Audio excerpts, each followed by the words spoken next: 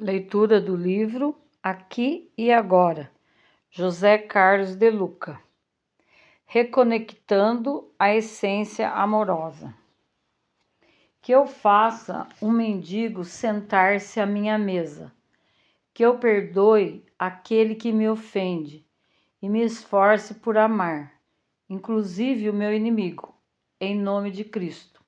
Tudo isso, naturalmente, não deixa de ser uma grande virtude. Mas o que acontecerá se descubro, porventura, que o menor, o mais miserável de todos, o mais pobre dos mendigos, o mais insolente dos meus caluniadores, o meu inimigo, reside dentro de mim? Sou eu mesmo e precisa da esmola da minha bondade, e que eu mesmo sou o inimigo que é necessário amar. Carlos G. Jung.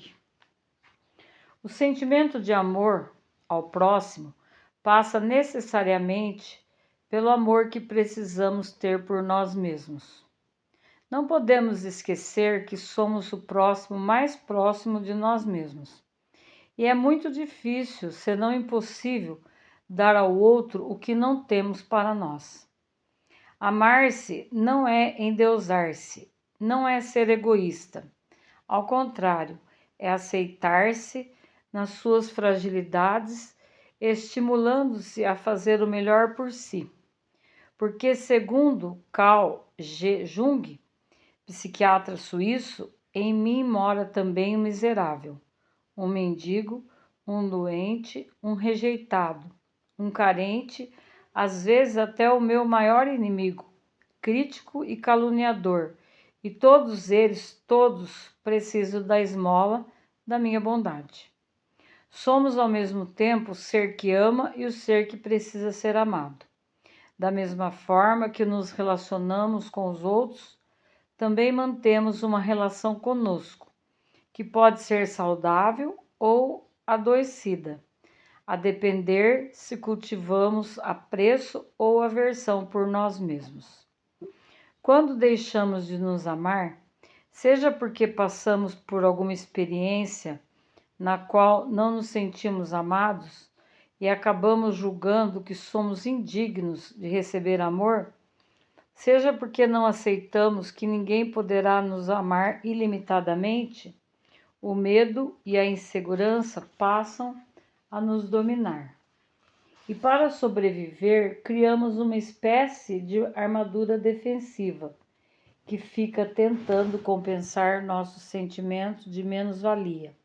E passamos a cobrar amor de todo mundo, o amor que não sentimos por nós mesmos.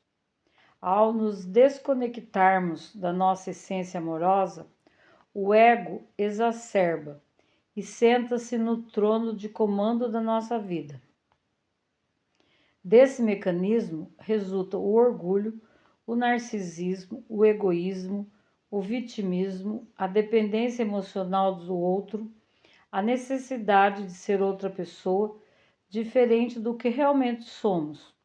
E isso acarreta uma desconexão com a nossa essência divina, originando muitos sofrimentos, vícios e doenças.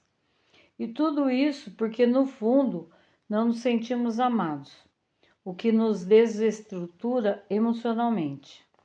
A violência, por exemplo, pode ser sintoma de alguém que se sente ferido por dentro. A inveja pode ser o sinal de quem não acredita em suas próprias capacidades. O ciúme pode ser a expressão do medo de não ser amado.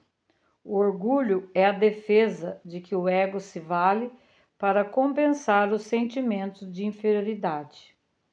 O narcisista precisa se admirar tanto e tanto, chamar a atenção de todos para ele, porque na raiz de tudo não consegue ter um bom olhar sobre ele próprio. E todos esses exemplos são apenas sintomas de uma doença básica, falta de amor por si mesmo. Ouso afirmar que ninguém é egoísta ou orgulhoso porque quer, porque é uma pessoa má, mas sim porque deixou de se amar. E por que temos essa dificuldade? Primeiro, porque em regra exigimos ser amados incondicionalmente. Mas o fato é que ninguém está em condições de nos amar nesse nível, exceto Deus. E quando não somos amados segundo as nossas utópicas expectativas, sentimos algum nível de rejeição e ativamos o mecanismo do ego, que passa a exigir cada vez mais do mundo a consideração que não dá a si mesmo. Em segundo lugar, outra dificuldade consiste numa falha de compreensão sobre o significado do amor, pois julgamos que só pode ser amada a pessoa perfeita, aí englobada a perfeita beleza física, emocional e espiritual. E nesse concurso de belezas, ninguém estará no topo, pois todos nós somos seres humanos. Somos ao mesmo tempo constituídos de luz e de sombra, virtudes e imperfeições, inteligência e ignorância, força e fraqueza, acertos e erros, possibilidades e limites. Quando olho para a história de Jesus e vejo como ele amou os imperfeitos, começo a descobrir que o amor não é apenas admiração pela beleza do outro, mas também olhar de aceitação, compreensão e reconhecimento de quem o outro é. É esse olhar que está nos faltando, sobretudo quando estamos diante do espelho. Minha mãe também me ensinou isso quando eu, adolescente, tinha minhas diferenças com meu pai. Ela sempre me fazia ver meu pai por uma perspectiva mais ampla do que aquela pela qual eu o enxergava. Ela me falava da história da vida dele, das dores por que ele passou e também dos valores positivos que ele tinha. Minha mãe não fatiava meu pai em duas partes, a boa e a ruim. Ela ouvia por inteiro, lidava com ele como um todo.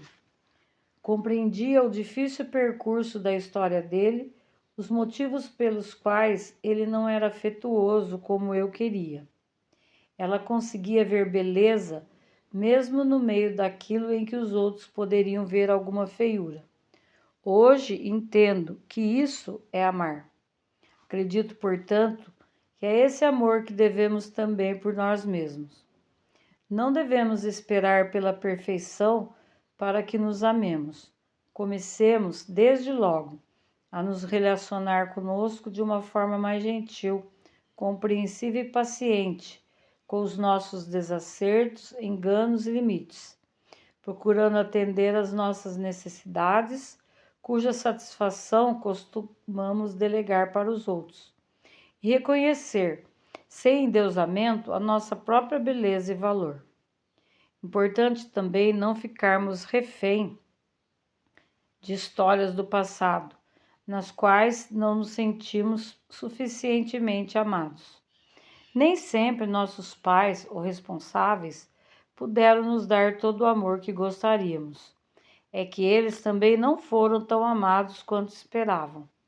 Aqui na Terra, quase todos nós carregamos uma certa sensação de não termos sido amados suficientemente. Precisamos, contudo, nos libertar disso, deixar de viver aprisionados a esse sentimento, porque afinal de contas, todos já somos crescidinhos e nos cabe, pois, maternar a criança ferida que ainda chora dentro de nós. À medida que passarmos a nutrir afeto interior, nossas próprias carências diminuirão. Ficaremos mais em paz com nós mesmos.